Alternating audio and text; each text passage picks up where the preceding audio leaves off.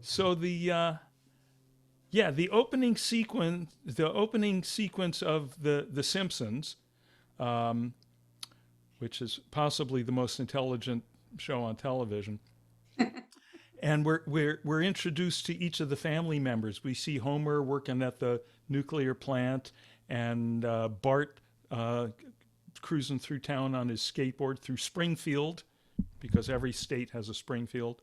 And we see Lisa getting kicked out of music class for jazzing on her saxophone.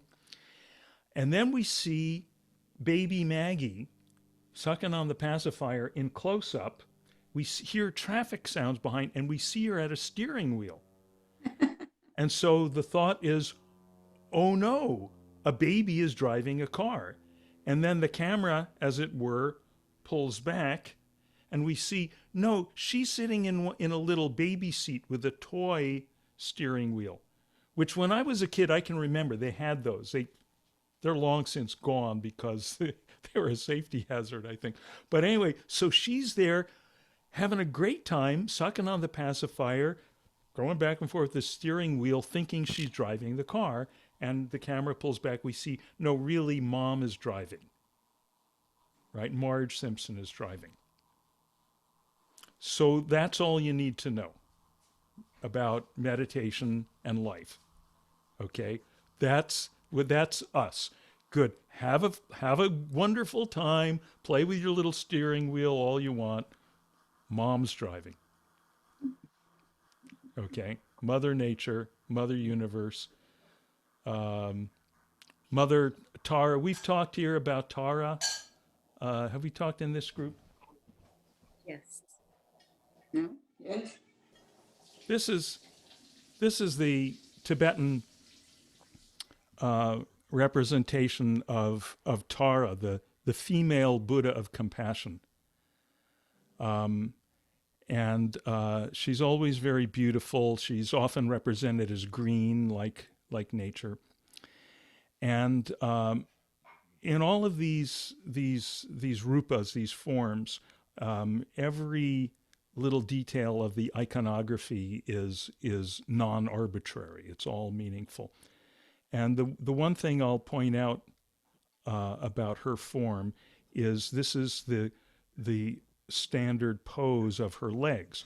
Notice that the one leg is drawn in, like in a meditative pose, and the other leg is coming out. It's coming right off of her lotus throne, ready to step into action. Right? So that's how you do it.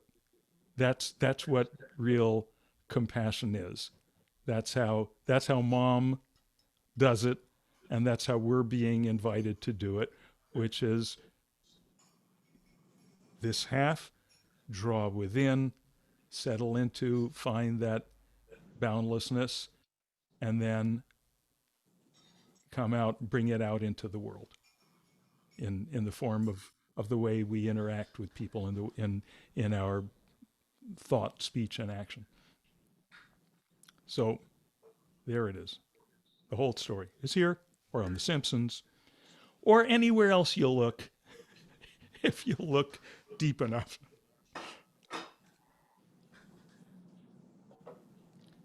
So everyone been enjoying the last week or so? Yeah, it's great. And speaking of the female Buddha of compassion, look who's here.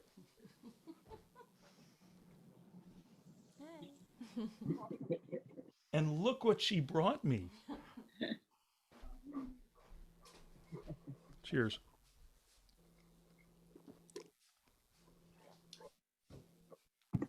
Is it champagne?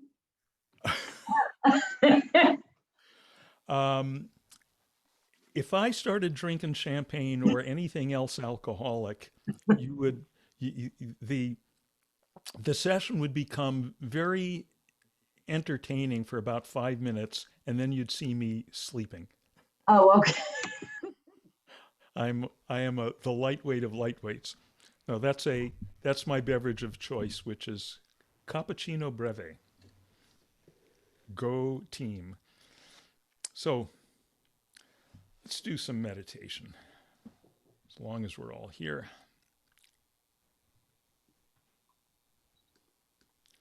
So please sit comfortably.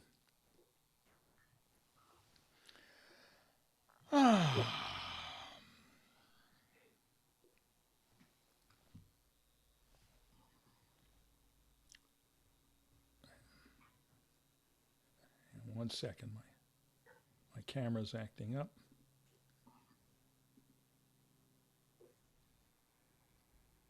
That's better. Okay, so sitting comfortably and check out the body. See what the body wants, how the body wants to twist or stretch, roll.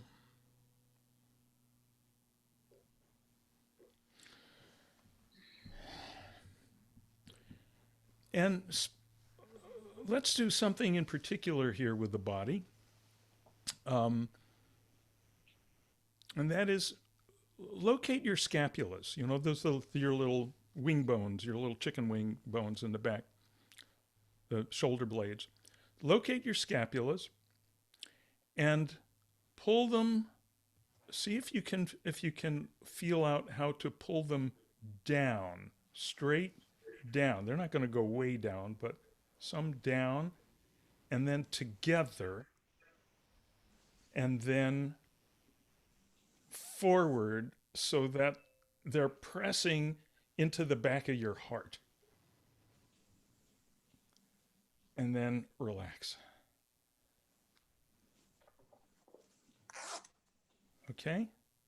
Are you any questions about that? Let's try that again. Let's just do this a couple of times.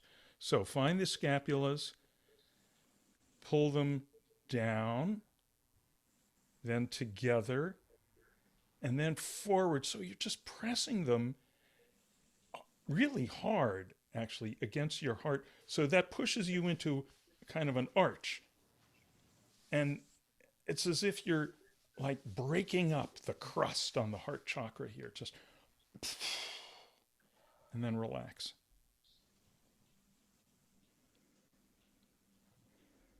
Okay?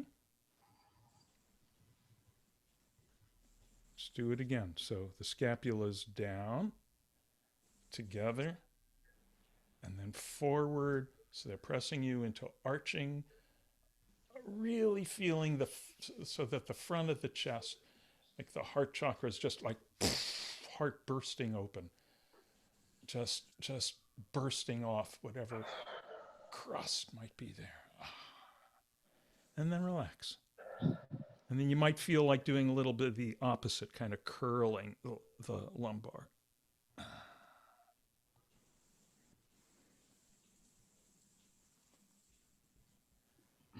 Is everyone okay with that? Any questions about that? Okay. Okay, so let's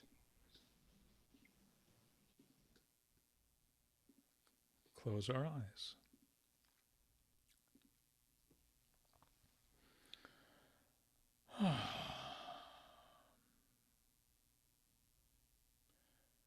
And maybe do that one more time with the eyes closed so we can maybe really tune into it. So sitting up, pull the scapulas down, together, forward, pressing into the heart, pressing you into an arch, and just bursting open whatever crust, whatever tightness, whatever closedness there might be on the heart center. Just so it's bursting open into the universe. And then relax. And maybe go into a bit of a lumbar curl.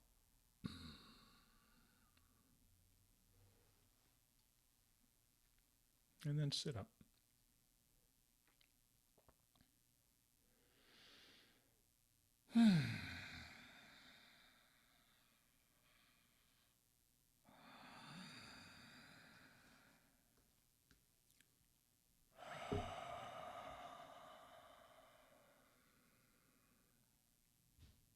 Take a nice, slow, deep breath in through the nose.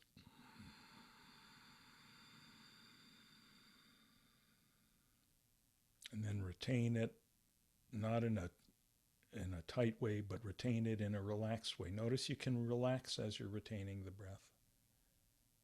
And then open the mouth, release it, and relax even deeper.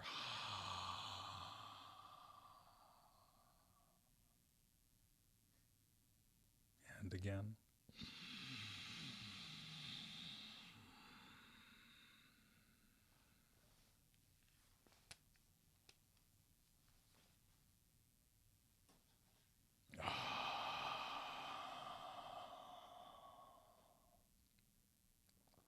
And again.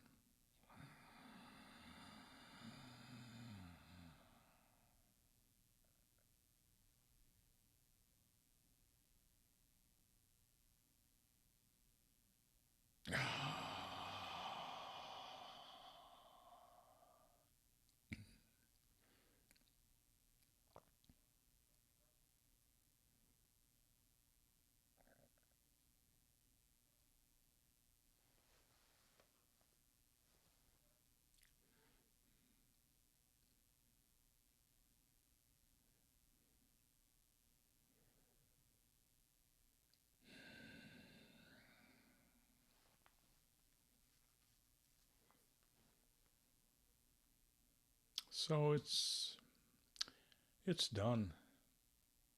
It was done before we started.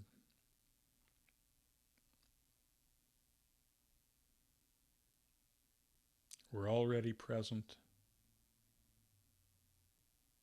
We're already aware.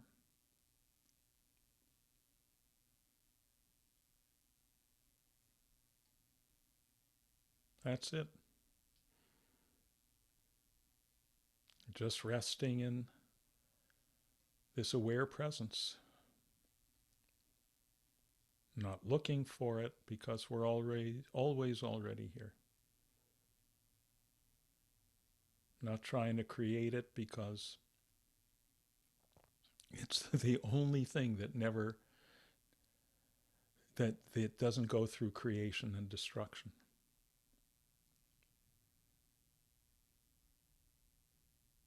Thoughts arise and fade. We could say they're created and destroyed within this aware presence.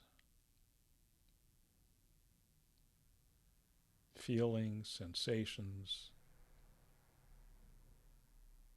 sensory experiences all arise and in time fade away within this aware presence, which is like boundless space.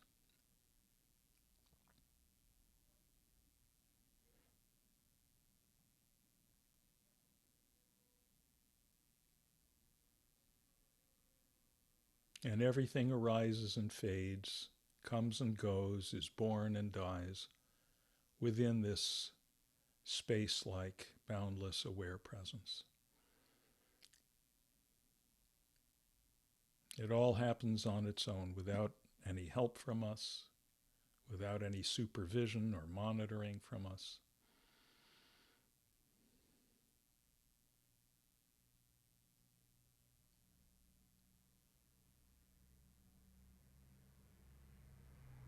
Anything we try to do, they're just little baby Maggie Simpson with her toy steering wheel. You know, we can entertain ourselves all we want with that steering wheel, but eventually we realize it doesn't do anything. So why bother? Just sit back and enjoy the luxury ride. Mom is at the wheel. Mother Nature is driving.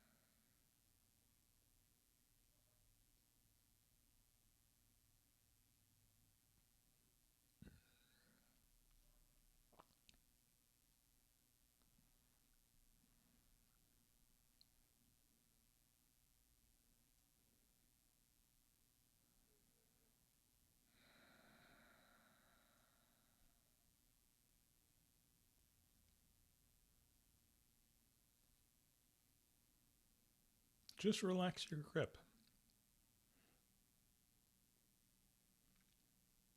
Anything you're gripping,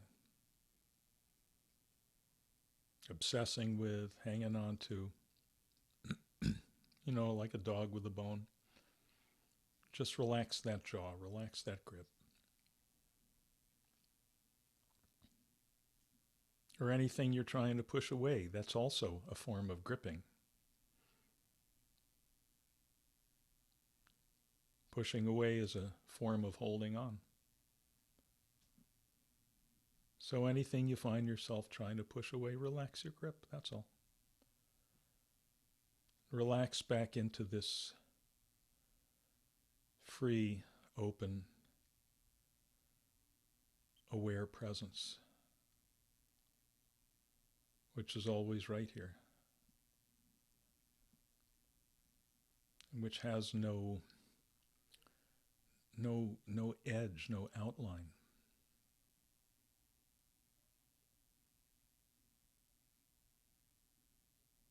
No texture.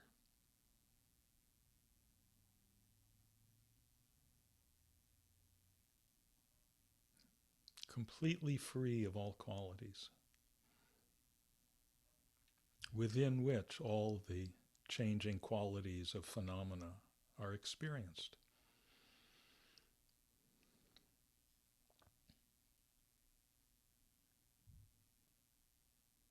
Just relaxing into this space. That's simple.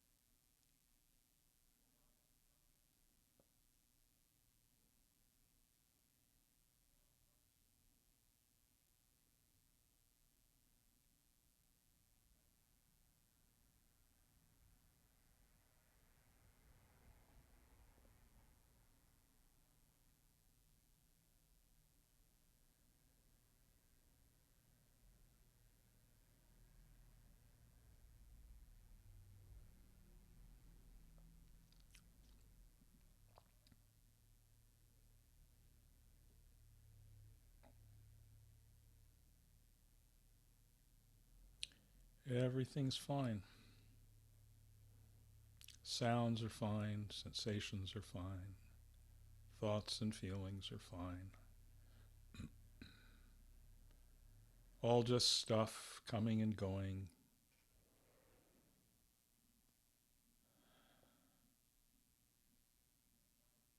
Everything shows up without any effort from us.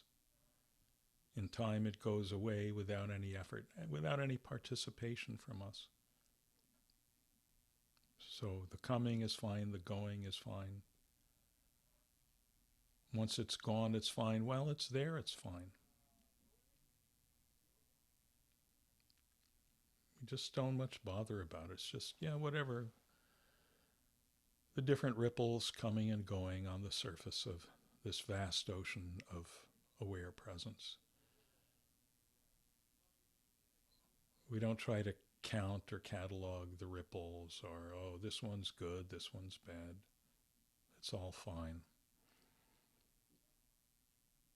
You're just enjoying looking out over the ocean. Just enjoying relaxing into this boundless aware presence, present awareness, beingness.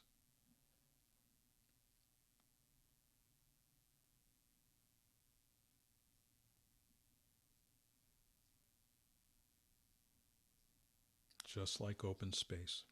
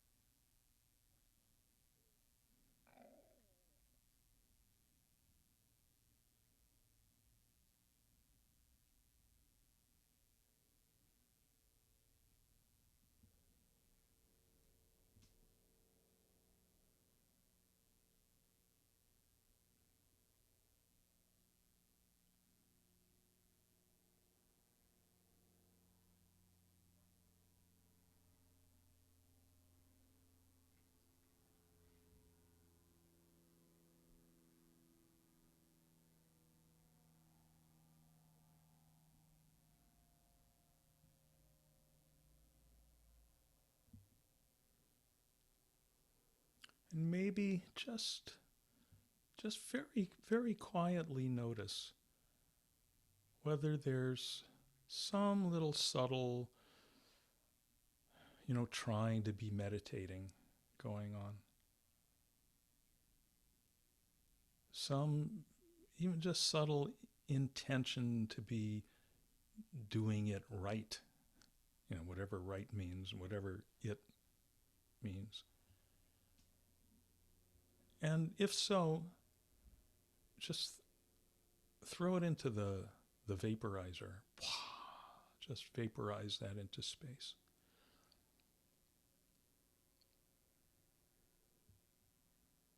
All your even subtle plans, strategies,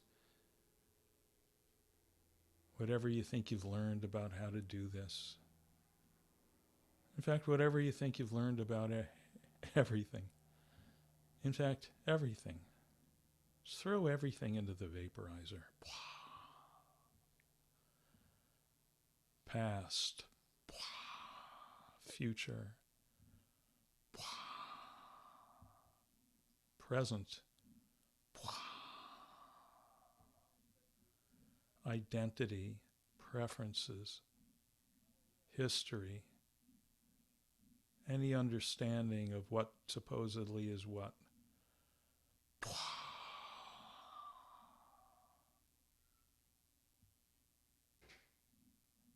All of it vaporized. Hallelujah.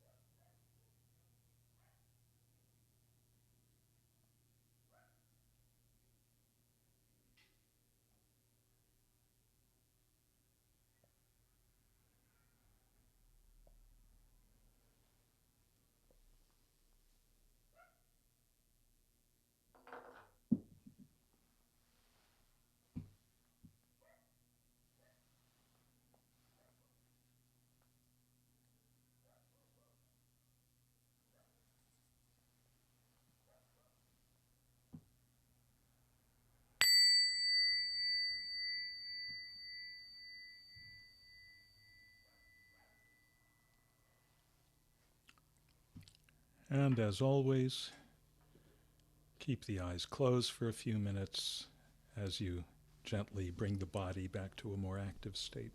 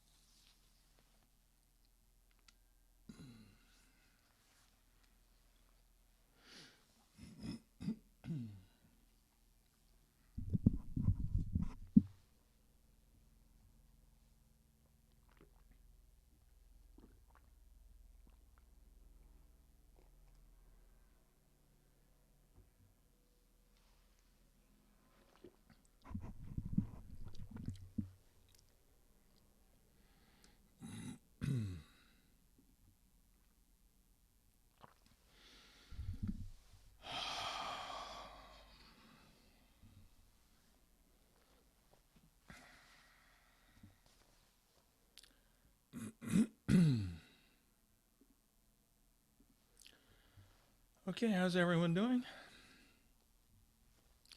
Everybody good? Good. Any questions? My question is, why am I yellow tonight?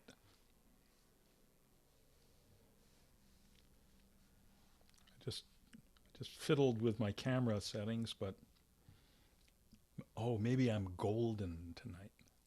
It's all how you look at it. Any questions or observations, reports from the field?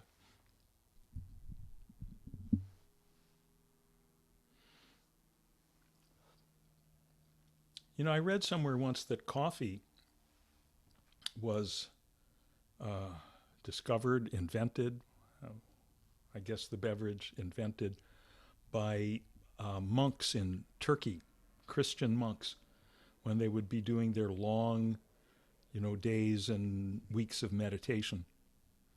And they would drink coffee to stay awake through their meditation. So here's looking at you, kid.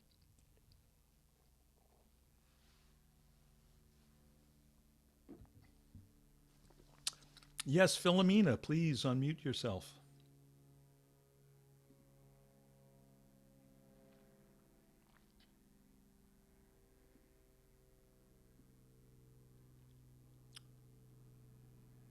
Um,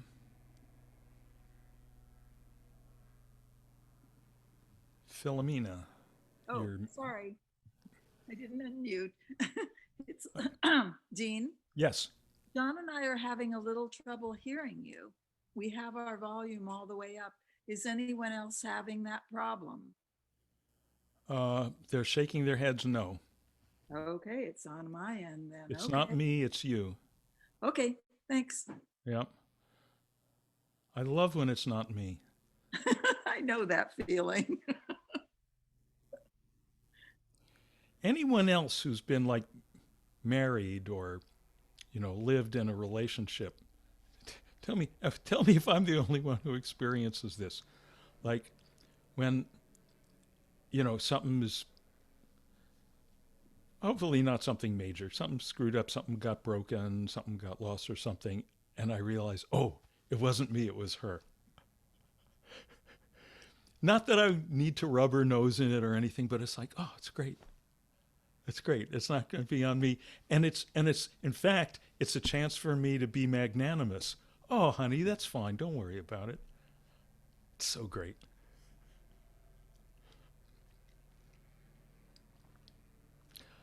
Yehudit, unmute, please.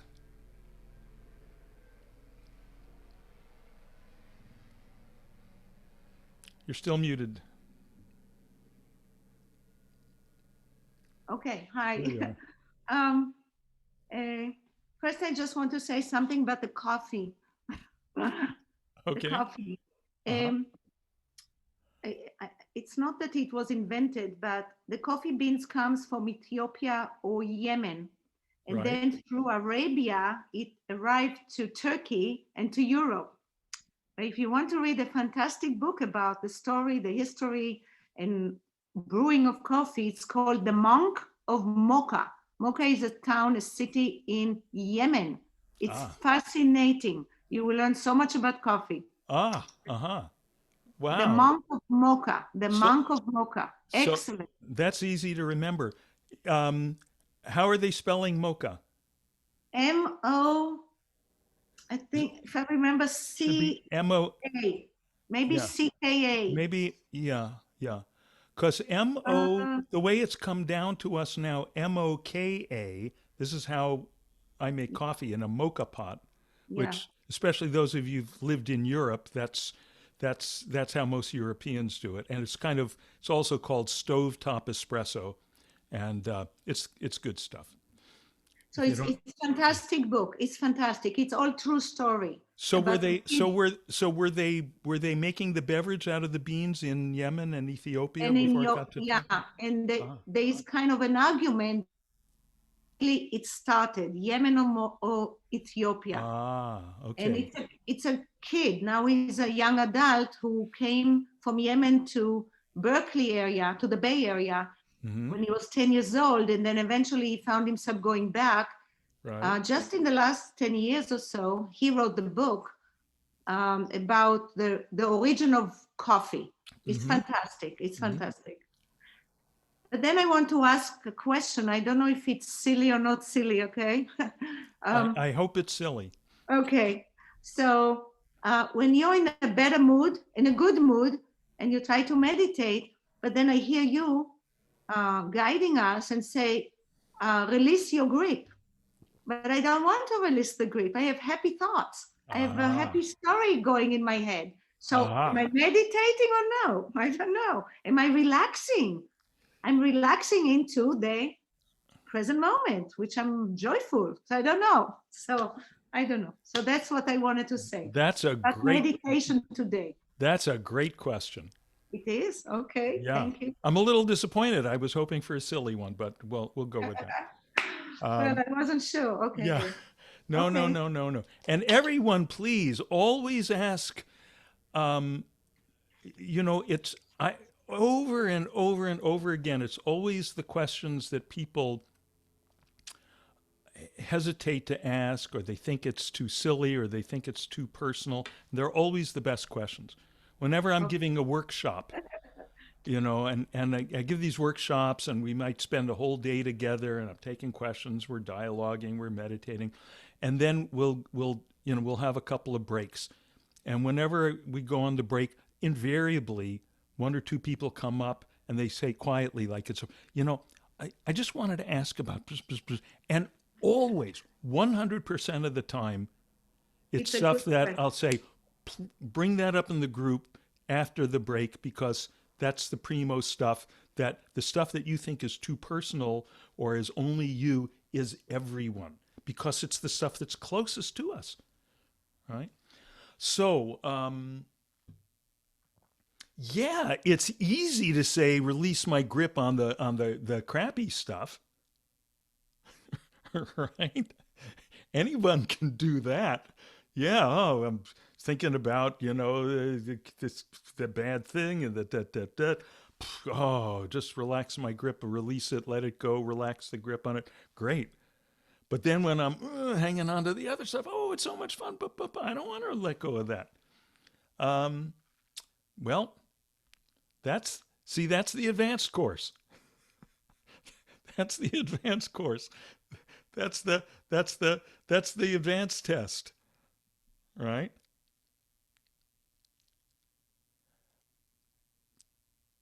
You know, when I was saying near the end of the meditation tonight, you know, anything and I started with the idea of any effort to be meditating correctly, or any intention, even intention, any concept of doing it right, what's it, vaporize it. Vaporize. I used to say throw it into the fire. I've started experimenting with saying vaporize, because so many people, you know, there's so many fires here in California, and I don't want to kick up a bunch of ideation about that, right? So vaporize, just, it's cleaner, it's cool. So throw that into the vaporizer. And then I invited you to throw eventually everything into the vaporizer. Okay?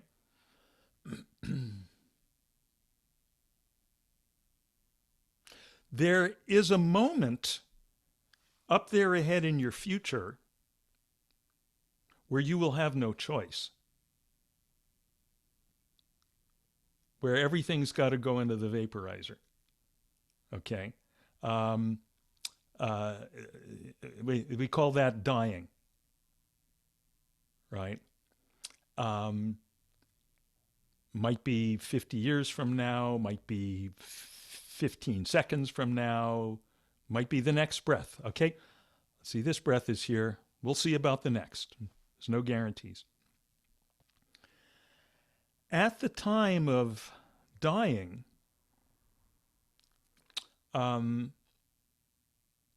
that's the time when you don't have any choice. You have to let everything go. You have to relax your grip on everything. Okay? And as they used to say in the old Westerns, when the sheriff would come into the saloon to arrest the bad guy, you can come the hard way or you can come the easy way. All right? So you can struggle to hang on to this stuff, because so much of this stuff brings us joy. So much of this stuff brings us, even if it's not joy, it's our sense of who we are, who we think we are, right?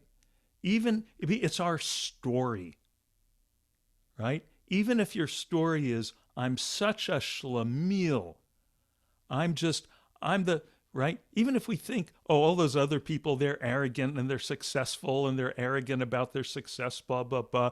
Oh, I'm such a success. I'm so rich. I'm so happy. I'm so sexy, blah, blah, blah. Me, I'm a loser. I'm a schlemiel. I'm the biggest loser in the world.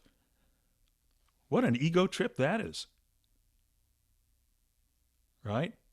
You can be just as invested in the story of your schlemielhood as you could be invested in the story of your success and your greatness and all of that. So whatever it is, we have a tendency to get invested in it. We've had a whole lot of practice. We've been building up that story for years, for decades. There's this thing and it brings me joy, and this thing that brings me pain. I love this politician. I hate that politician. But both of those give us our bearings, right? They give us, and at that time of death, it's time to relax your grip on all of it. So it's all going to go away. Now, I always say it's good to do the fire drill before the fire, right? So knowing, and there's other considerations too. We'll get to those in a minute. But just right now, looking at this, you know, this perhaps inconvenient truth, the fact that death is up there around the corner somewhere. We're going to have to do that sometime. That fire is coming. That vaporizing is coming. It might behoove us to do the vaporizing drill. Practice that, so that when it comes along, we're not suddenly shoved on stage with only one chance to get it right without any rehearsal. That just doesn't seem very sensible. Um, this is why in Tibet in the old days, if you were there's a terrific book by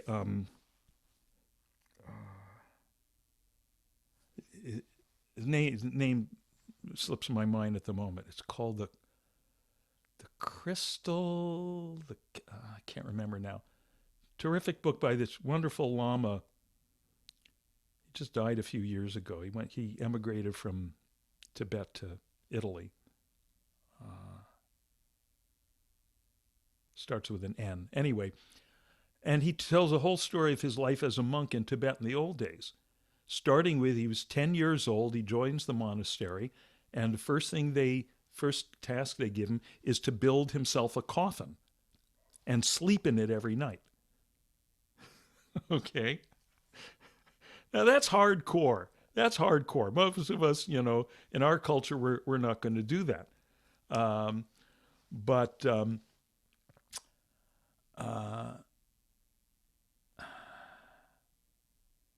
But even if not for the sake of having some practice when it's time to die, using your meditation as a drill for dying, you can see that we're at least interested in meditation to improve the quality of our life here, which hopefully will be for many years. So we can use the truth of dying, as the drill for our meditation. So whenever I invite you to throw everything into the fire, throwing everything into the vaporizer, that has to include the happy thoughts along with the sad thoughts. It has to include the pleasant stuff along with the unpleasant stuff. Otherwise, it's not, you're holding something back. You're holding back something which is part of the story of your movie. Here's the character, Yehudit, in this particular movie called This Lifetime. She was born, and then this and this and that. She came to the United States, and she went hiking, and all these nice things, some things not so nice. It's hanging on to that. So every time we meditate, it's a chance to throw it all away. And it's interesting to see how reluctant we can be to do that when all it is thoughts. You find yourself thinking, oh, ice cream. I'm going to have some ice cream when I come out. And then you don't want to let go of that thought. The ice cream physically will still be there in the freezer when you come out. But look how reluctant you are to just let go of the thought of it. And the fact that kicks up, the fact that you encounter your own reluctance, that's fine. That's part of the exercise. Seeing that, whatever comes up, we're learning, we're seeing that, and okay, we get another chance. Is this making sense to people? Is this landing for you?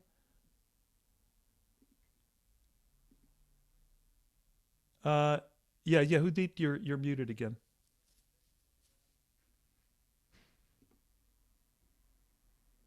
Yehudit, you're muted. Hello. To do this. Okay. There you So go. thank you. I feel even better, even more joyful. Yes. Thank you. Oh, and oh my God, you are right on cue here. Isn't when we throw away not just throw away the woe and the grief, but when we throw away the joy, then isn't that interesting what you just found? And even without closing our eyes and all that, just we're doing here not practice, but insight, but it all melds together. That recognition of, the possibility of throwing away the joy, and it reveals a greater joy. It reveals the true joy, the joy that can't be thrown away. The joy that has no opposite. The opposite of of eating ice cream is eating, thistles or something, all right? All our worldly joys have woes. It's the world of the pairs of opposites. Fame and shame, joy and pain, all right? Thank you. Thank you. Yeah. Lovely. Thank you. Yeah. I'm very happy. Right. Because what we discover through this exploration is that when we let go of everything, every piece of the movie, till there's nothing left but the screen. Even though the movie's still playing on the screen, it's fine. We don't have to obliterate it. We've said this so many times. We don't have to obliterate the movie. We don't have to push away our thoughts. We don't have to plug up our ears. We don't have to rub Novocaine all over our skin, right? We just stop engaging with it for a while, right? So we don't have to obliterate the movie of our little life. We just settle into the pure, unchanging screen upon which the movie is projected, and which is always there under the movie. If the screen weren't there, we could not experience the movie. But usually we're so caught up in the movie, we don't notice the screen. So what we're doing I don't know how the teachers talked about this stuff before movies were invented, right? Actually, Plato did the allegory of the cave. Some of you are familiar with that. He basically invented the idea of movies. He talked about people chained, spend their whole life in a cave, chained, looking in one direction. There's a fire behind them, and someone manipulating little puppets in front of the fire to cast shadows on the wall and make this whole, movie. And that's their only reality. They think that's reality.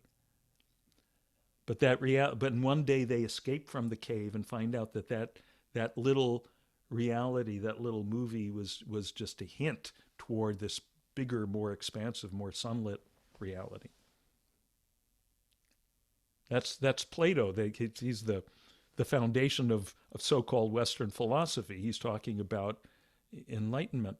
So I think Lynn and then Diane. Yeah, so Lynn?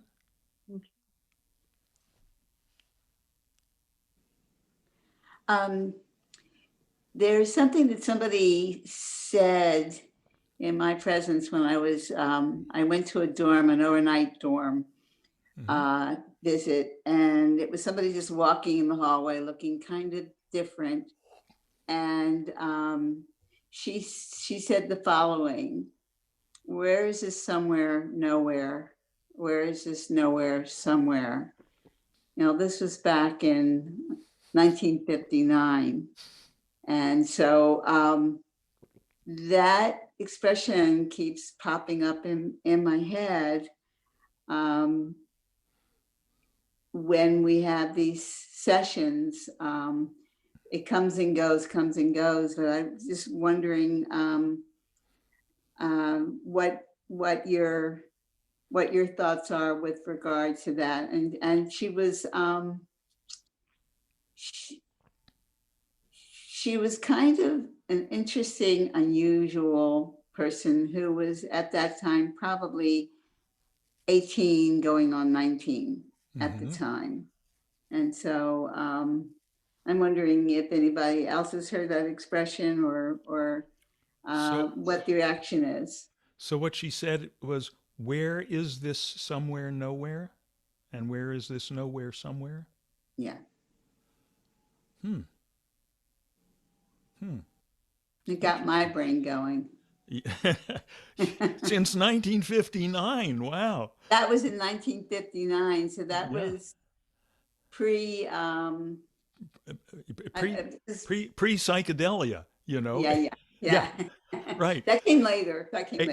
Right. 7-8 years later, I was in the Haight-Ashbury in San Francisco. Everyone walking down the street was saying stuff like that. Yeah. I know, but this was right. Yeah. Right.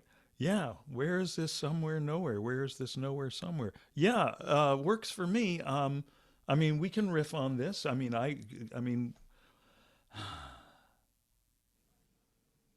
okay, somewhere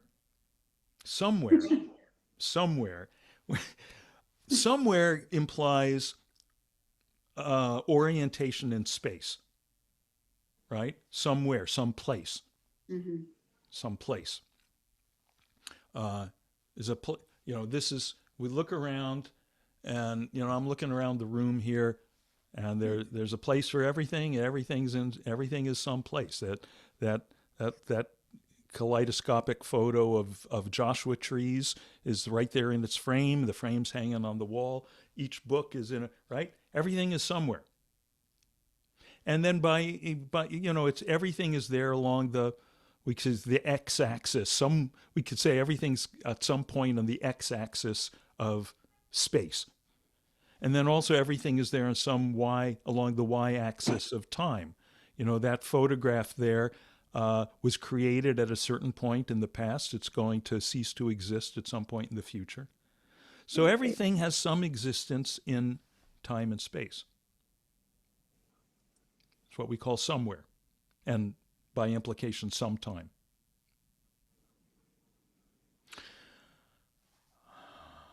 All that somewhere, all that sometime is what I was calling a few minutes ago the movie of life, relative life. Phenomena arising, changing, passing away within, on the screen, which has no qualities, which is aware presence, which is beingness, which is nothing. Nothing there. No things, no time, no place. Time and space. And this is physics, cosmology. Well, it says the same thing. If you ask a really good, an astrophysicist or a cosmologist, well, how much time passed when there was nothing before the creation of the universe? They'll say, no, that's an absurd question. There's no time until there's creation, until there's phenomena, right? That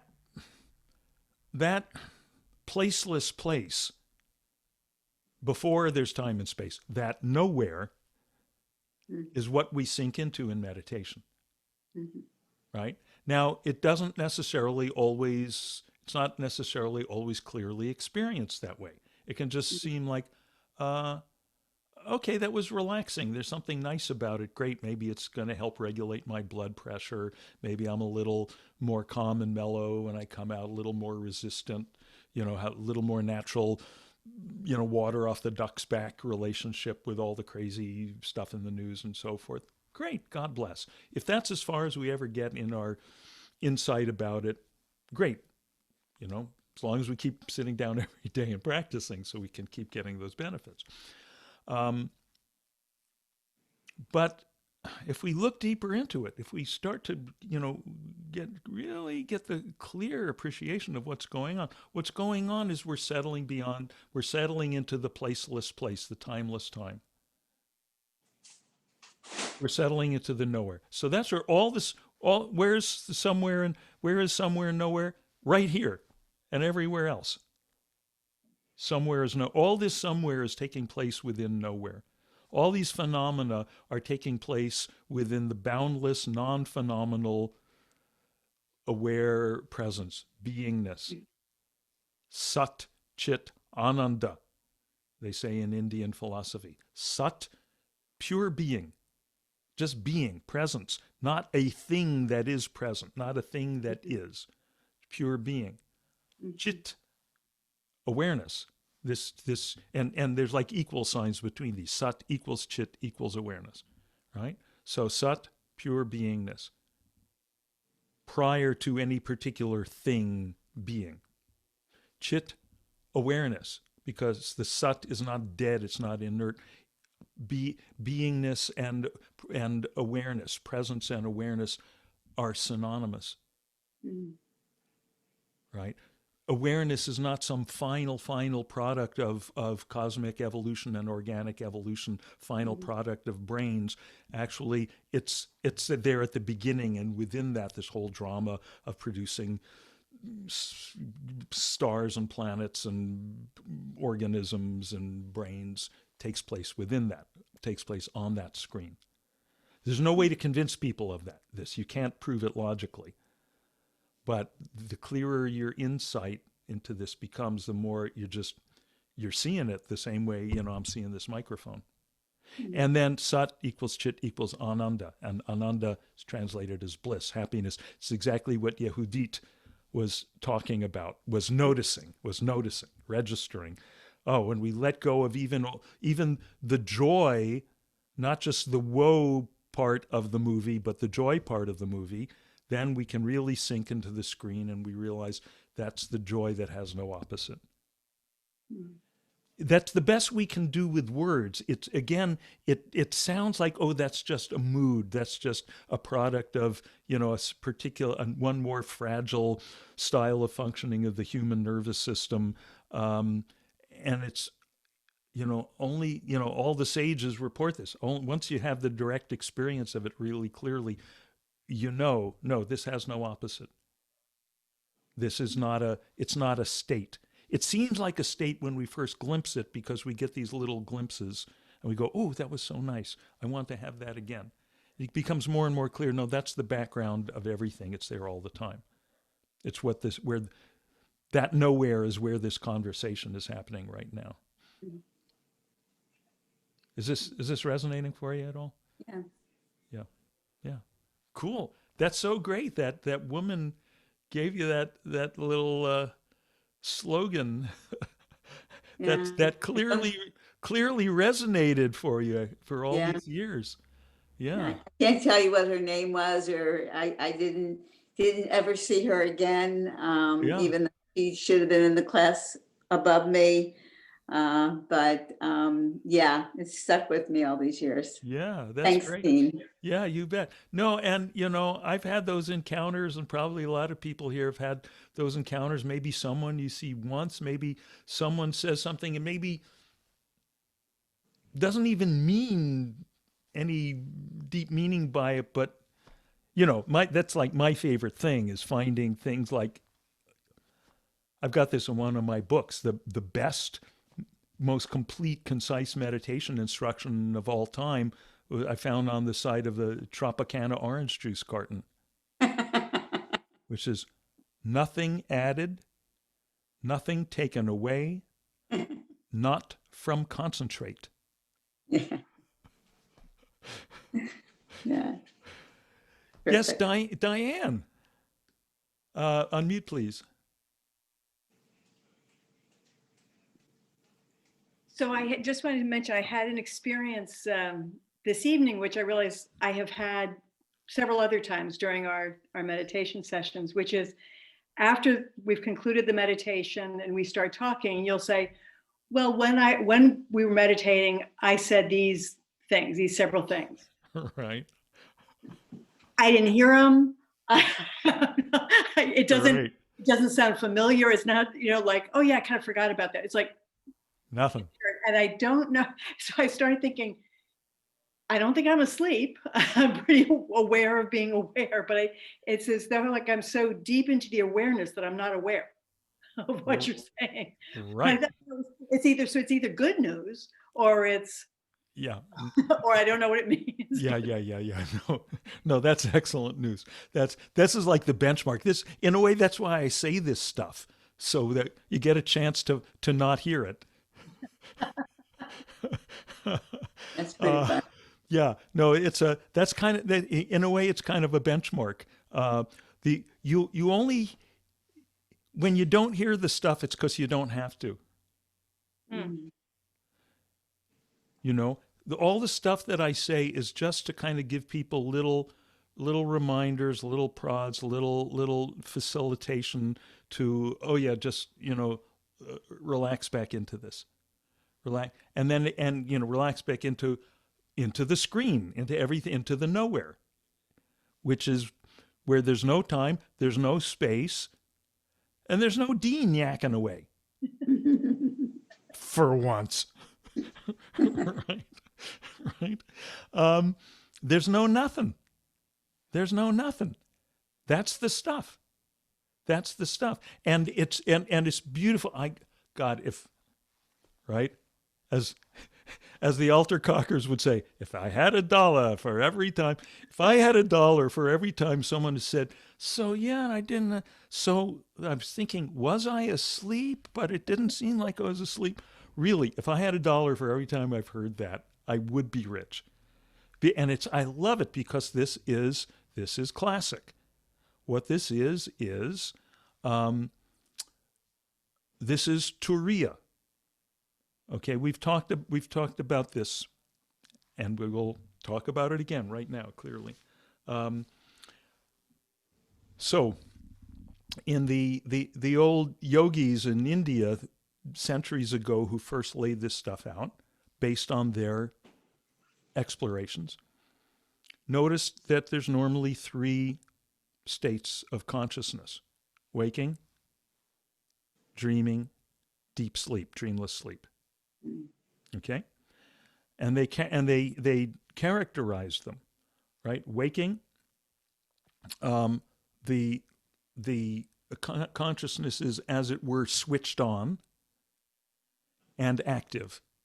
It's like the computer or the TV is switched on. You know, when you first switch it on, the light comes on, or it boots, whatever, right? There's that little ding, or what. So it's switched on. We have juice, and then we have, right, lights, action. Right? So we have those 2 things. We have consciousness, and within consciousness we have stuff taking place. The movie, then the screen is glowing, then the movie is running. Right? We have dream state, where there's kind of some light, but it's kind of like, what's going on? The TV's stuck between channels, or there's something, there's kind of some action, but it's fuzzy. Right? We could summarize it by saying there's still activity, but there's not real alertness. Maybe this is a little cleaner way to talk about it. We can say waking state, the mind is alert and active. Okay, alert and active.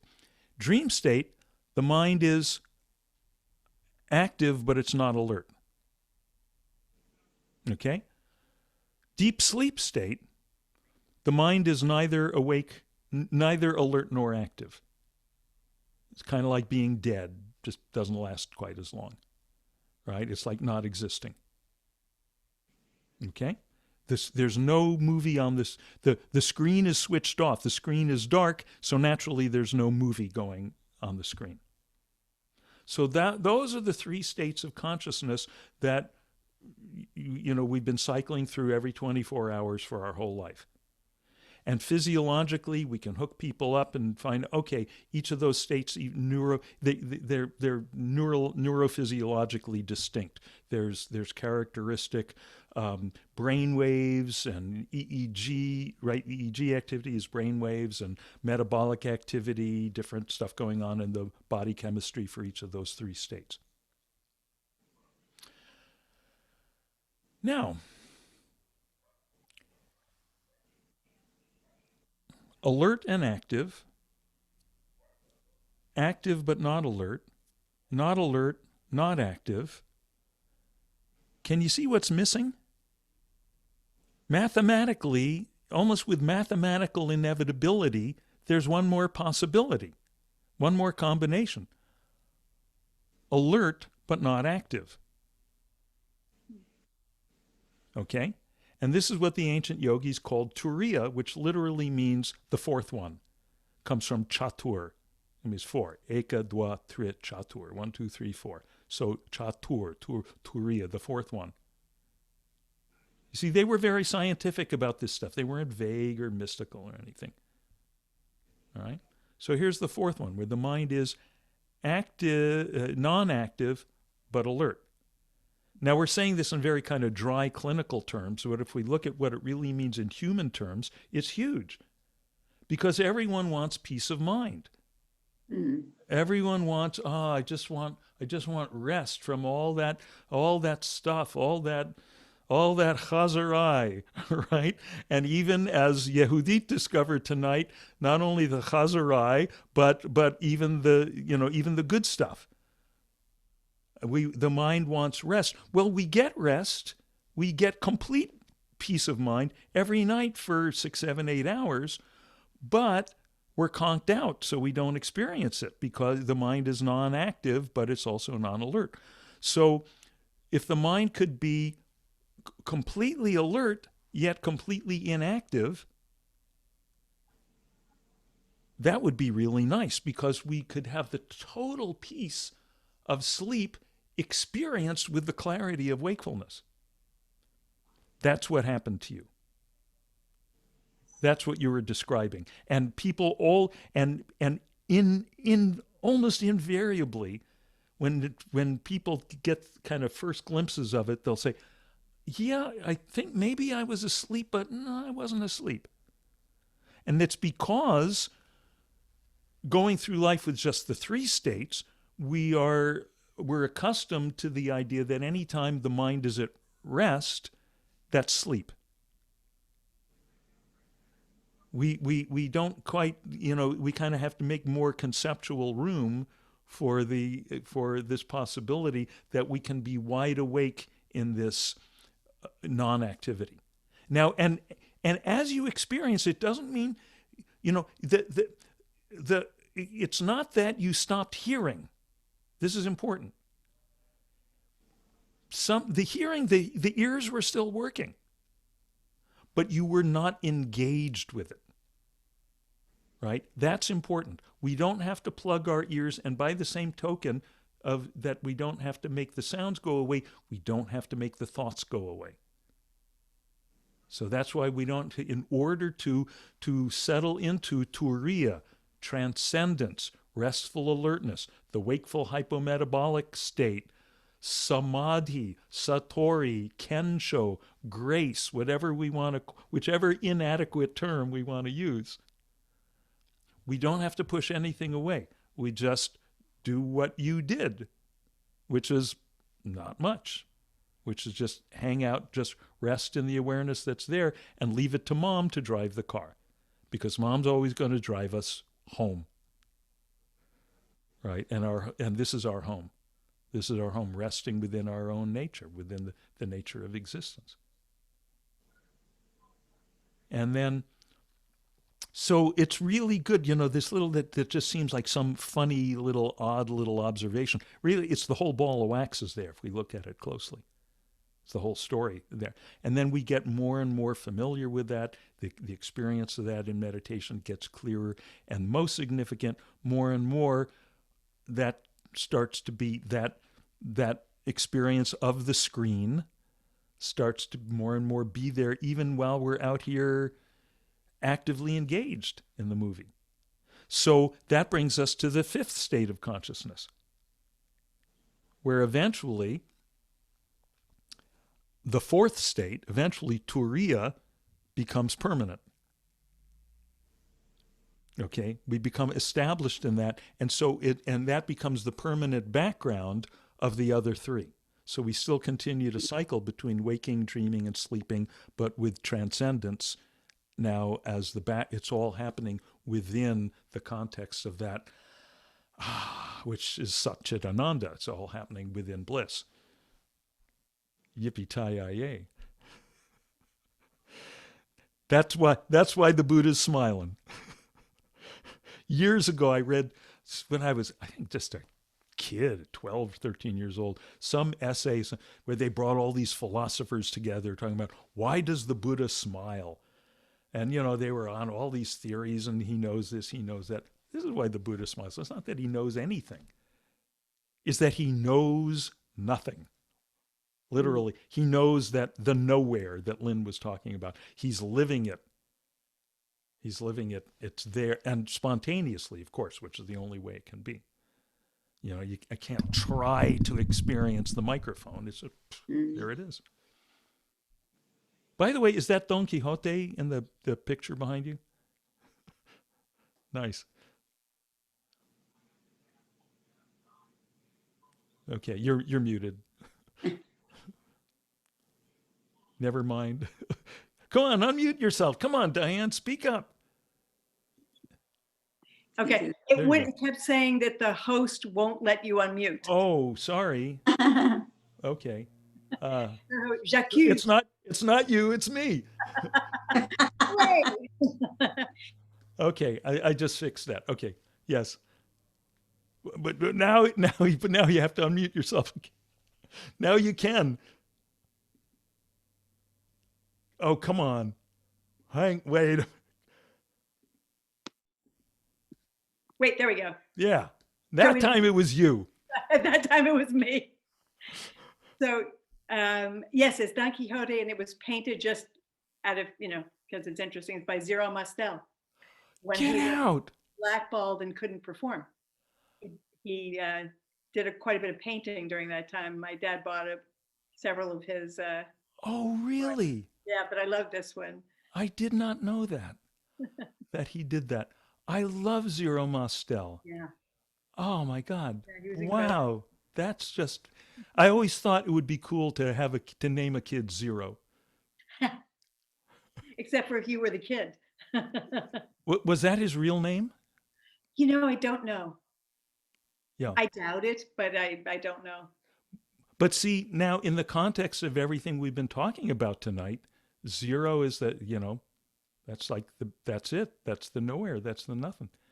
The zero is the egg of creation. And and all of this, everything we've been talking about, by the way, also is why this is a thing that I mentioned last night in our choir practice, because we had that one song that had the line of mantra in it, Om Namah Shivaya. And I was mentioning that here. Let me show you.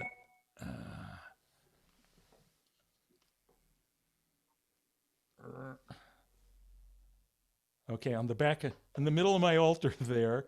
Wait a minute. Hang on. I'm determined to give you a close-up, but I got to fiddle around with it. The thing.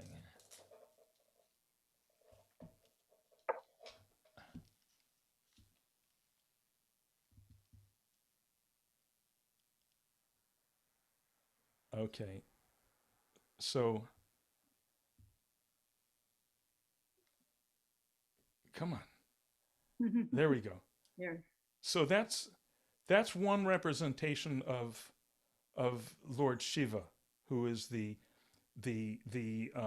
personification of the everything being thrown into the vaporizer. That gets translated often as the Lord of Destruction. You're probably familiar. There's a number of different representations of Shiva, each one bringing out different aspects. The one that is probably most familiar to people is the one that's actually, there's a big version of it in front of I think it's the International Atomic Commission or something. It's the dancing, what's called Shiva Nataraj. Beautiful, graceful thing. He's dancing with his, he's got his forearms and one leg is raised in a very graceful way. This one, as you can see, and he's in that circle of fire like this one, which represents the whole cycle of creation and destruction. And one of Lord Shiva's hands is in what's called the Abhaya mantra, the Abhaya mudra. Actually, it should be the right hand, the Abhaya mudra, which is the mudra that means everything's cool, right? So you're in the middle of all creation and destruction, the whole movie. You get born, this happens. You get married, then that happens to the marriage. Then you have kids, and and then there's an election, and then creation, destruction, and you die, and right. And in the middle of it all, Lord Shiva with his hand going, "It's cool." This is in the middle of all that peace. Okay. So that particular, and Carol, I'll get to you in just a sec. That's okay. Yeah. That particular representation is one that you see less often. It's similar, except as you can see, he's upside down, right? And there's this whole story, like the dance of Shiva, that goes through all these different steps. And that's the last one. That's called the Moksha Shiva. Moksha means liberation, right?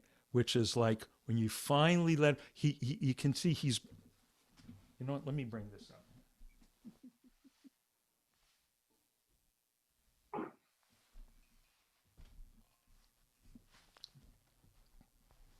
Because these archetypal representations, they're so beautiful. So in this one, and you'll see this in the other as well, you see there's this little figure at the bottom, right? It's like this little kind of misshapen dwarf at the bottom. You see that? And he's resting on that with in the classic one where the Shiva Nataraj, the dancing Shiva, he's got one foot on that, and the other foot is gracefully raised, kind of like this. So what that little dwarf represents is the ego. That's what you thought you were. That's the Dean, and he's this many years old, and he's 5'10" and 170 pounds, and blah blah blah. That's like the shell, and then this all these representations of Shiva are the joyous breaking out of the shell, breaking out of the shell of what we thought we were into the full glory of what we actually are. And then it's a dance, and then then life is a dance. It's no longer a schlep. Right? It's no longer a schlep. We still, outwardly, we're still seen. You get up in the morning, you brush your teeth, you do all that stuff. But more and more it becomes a dance because it's all happening within the framework of that boundlessness, that turiya, that ananda, that joy. And this particular, I like this one because you see he's, in the classic one, he's got just the one foot there. It's just barely touching. This is what keeps you brushing your teeth, and keeps you remembering. Okay, stop on the red, go on the green. You keep that little bit of contact with the old self, with the old ego. You continue to function as if you're still the character in the movie, and you do that more gracefully than ever. Even though you're really out here just dancing. Even though this one is actually, he's flying, completely defying gravity. He's flying, which I like that. Thank you, Dean. Yeah, thank you. I have no recollection of what your question was, but okay. This is just me talking. Yes, Carol. So, hold on a second. What just happened here? I don't know. You're talking. Okay, I don't know. Somehow the Creative Cloud desktop came up, whatever that is, but I like the words. So first of all, Zero Mostel's real name was not Zero. Ah, okay. Something Joel, whatever. Okay. Did you know he had one leg? Diane, did you know that? Yeah, he lost a leg. Speaking of dancing and all that wonderful, I wonder. all that graceful everything that was on one leg. Huh. I wonder when that happened. Okay, well, I'm not going to research that. I am. Okay, I meant right now. Yeah. If that's what. Okay. But Diane, what you mentioned, I don't know that I had that experience tonight because I'm pretty sure everything Dean said I remembered, after the meditation. But I have had that experience before, but in a guided meditation. And I always thought, well, I don't know. I remember the last time when that happened and we were discussing, and when the guide said ABC, and all I said is, well, I spaced out. And so I spaced out, but my question was that I wasn't, could be the spaced out the way, Dean, you've described it. Or is it that, well, I was really focused on something else? Because of course I took it that, oh, I must have been, the thoughts, the whatevers were occupying me, as opposed to I really was spaced out. Yeah, yeah, yeah. or I was in that state, that's all we, the that's fourth all. dimension or whatever, That's all that's always we've all experienced, like, you're driving to work and then you find you've arrived, you're getting out of the How did car I and get you don't right? remember driving there Right. because you were so wrapped up in thoughts. Sure, that can happen. And for that matter, sometimes we just freaking fall asleep in meditation. It Yes, doesn't that's happened particularly to me before. right. Right. And it doesn't particularly matter. We're in this thing for the long haul, but sometimes this happens and sometimes it's pretty clear, and sometimes even if you're not sure, by the way you say that, like the way I was hearing Diane saying it tonight, it's just I've heard this so many times. I'm pretty confident that's what happened tonight. Now, the Carol, what you said about, yeah, I've had that happen. It didn't happen. I know it didn't happen tonight Well, because no, well, I don't. Oh, hold on. I want to say this quickly because we're running out of time. I'm sorry. no, Um, no. yeah. So I know it didn't happen tonight because I remember everything Dean said. Okay. First of all, we don't know if you remember everything I said No, because we oh, haven't. right. And I didn't say that. I just said, Oh. I don't know. But Okay. everything you said afterwards, I'm pretty sure I did remember. That's Okay. all. Yes, Okay. yes, Okay. correct. Now, but more important, even if you did remember everything I said, does not mean you were not settled into turiya, because you've been doing this stuff for a while, right? Mm-hmm. It's more kind of initially that in order to be settled into the screen, we need to become disengaged from what's happening in the movie.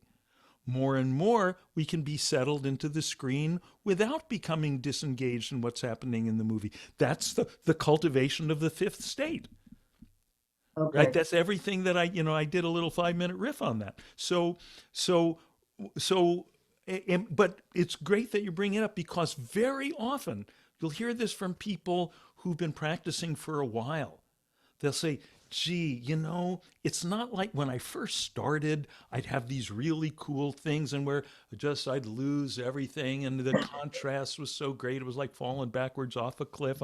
And, maybe I'm not doing it right now, or maybe it's just, like in relationships, the magic is gone, right? And what it is, first of all, that contrast thing. That's like, when you're on the jet, when the jet starts to take off, you feel the G-force pushing you back into the seat. You feel that contrast with standing still, right? Later, when you're in mid-flight, you don't feel yourself Right. being pushed you don't feel the G-force, but you're actually moving much faster. Okay, that's the one thing. The other thing is, because you've been practicing for a while, we start really the project now is not just dipping into the fourth state, it's cultivating the fifth state. And so more and more what's going on is we don't necessarily feel, oh, that stuff all goes away, because it doesn't have to. And because what's happening is the cognition of beingness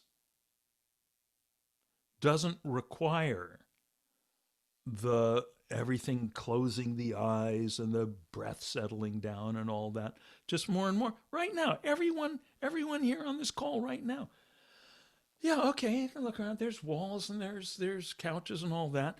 And yeah, there's presence. Right? Do you notice presence? You Mm-hmm. notice we're present? You notice awareness? Right? Does it have a color? No. Does it have a size? No.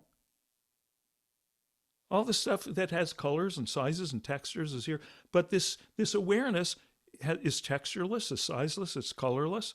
Therefore, it's boundless. Is it different from how it was when I was 5 years old? No. No. Everything else is different. Everything else is different.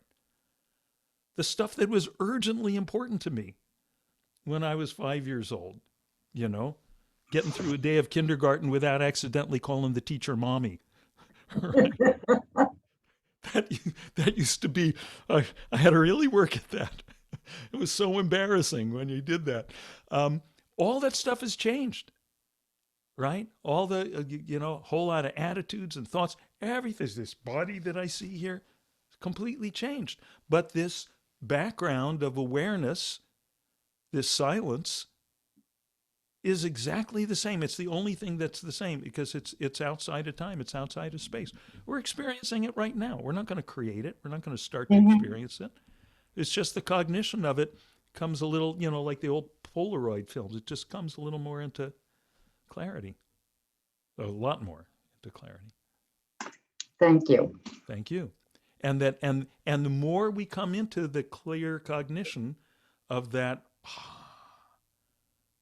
nothing, that we throw everything into the atomizer. Everything is still here, not atomized, not vaporized, but there's also the where it's all been vaporized. That's it. Simple. Nothing mystical, nothing mysterious, nothing exotic, nothing you have to learn any Sanskrit for. I throw in Sanskrit words now and then just to impress people so they think I know what I'm talking about. Help inspire a little confidence. It's like when you go see the doctor, for the initial consultation, you see the diploma on the wall. Oh, Harvard Medical. You start that placebo effect is working on you already. So okay, I'll do a little bit of that, but it's simple. It's so much simpler than there's listen very carefully in the context of everything we've said tonight. There's nothing to it. Zero. It's the zero. It's the nowhere. All this somewhere is the nowhere, but just the nowhere comes more clearly into cognition. Nothing to it except that it's the solution to the problem of human existence. Because the problem of human existence is like, oy, oy, oy. We keep going back and forth. Diane, I wish your dad was still here. He could do something with this,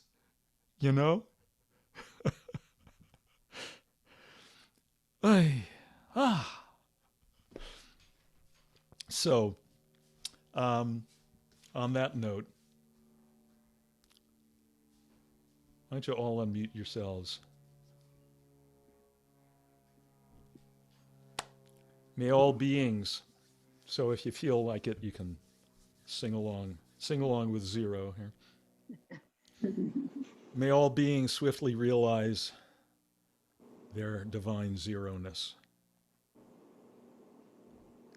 the absolute happiness, the solution to the problem of human life, and thus may peace spontaneously prevail everywhere. Loka samasta sukhino bhavantu. Loka samasta sukhino bhavantu. Loka samasta sukhino bhavantu. Om Shanti Shanti Shanti.